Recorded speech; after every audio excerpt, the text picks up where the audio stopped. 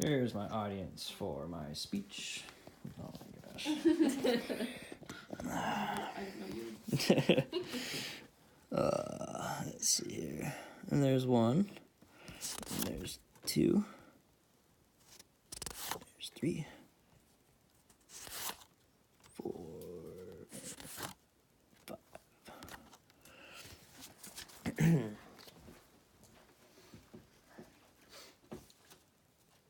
Every year, 7 million people die from cigarette-related illnesses and diseases, and another 1 million people die from secondhand smoke.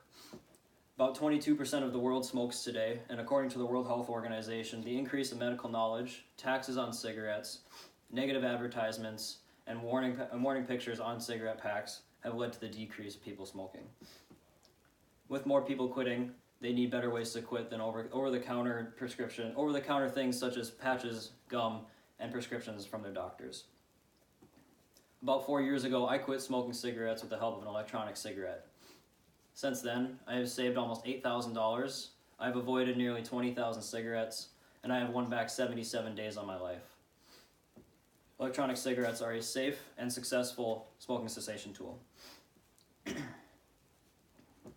Nicotine is delivered in electronic cigarettes in e-juice.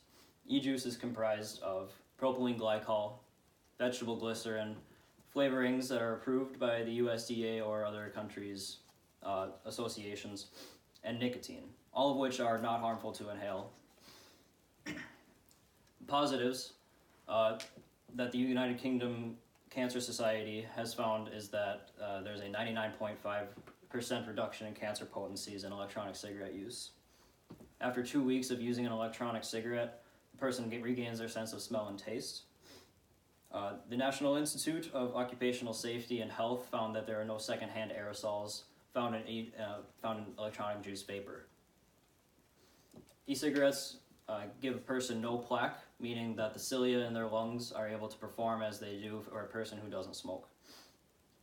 Back in the 90s, Marlboro disclosed that they used 599 chemicals in their cigarettes, 69 of which are cancerous. And in those 599 chemicals, when combusted, they turn into thousands. This is compared to the 4 found in electronic cigarettes.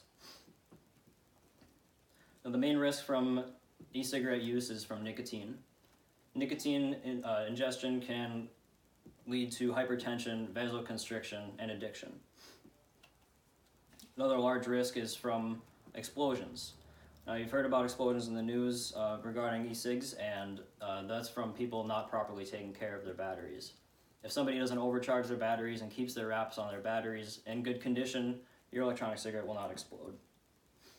Dentists also disclosed that e-cigarette use leads to dry mouth, dehydration, and breakdown of enamel on the teeth.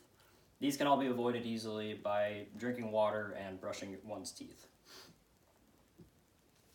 As a smoking cessation tool, the United Kingdom Cancer Research Society found that electronic cigarettes were 60% more effective than over-the-counter things such as patches and gum, or prescriptions such as Chantix. People are more successful in quitting when using electronic cigarette as they're able to reduce the amount of nicotine in the e-juice gradually versus the large jumps found in patches and gum. People are also able to change the levels of propylene glycol and vegetable glycerin levels, which adds more or less of a throat hit, which makes it more similar to smoking an actual cigarette. There's been a bunch of misinformation in the news regarding electronic cigarettes.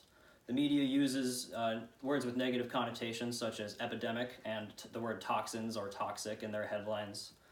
Recently, NBC News ran an article regarding people getting seizures from using e-cigs.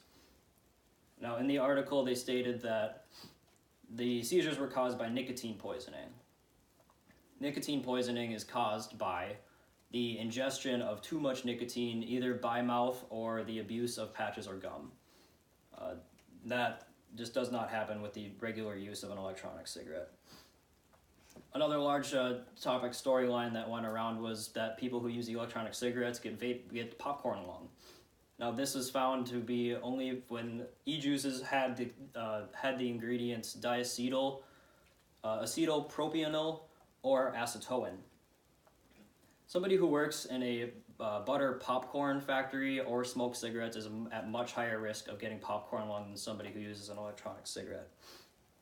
People who use electronic cigarettes are able to choose the flavorings that their e-juice is composed of and able to avoid those specific chemicals.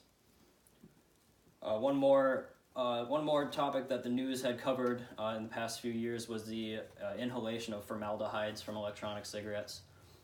And this was from a study done back in 2014 where a company took a plastic electronic cigarette, held the power down, and the cotton burned, therefore giving off formaldehydes.